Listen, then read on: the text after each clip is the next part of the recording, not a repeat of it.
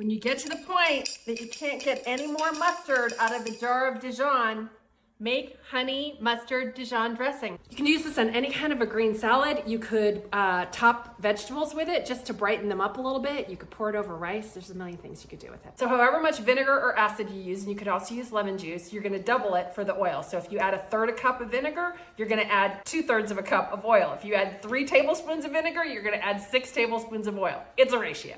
All right, so this is 1/3 of a cup of whatever kind of vinegar you want, or you could use lemon juice. Did 1 of those, we're gonna do 2 of the olive oil.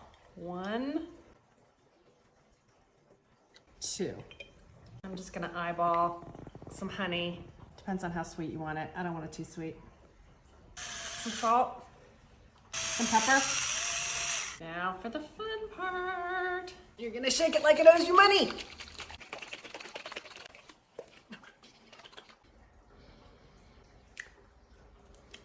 It's perfect.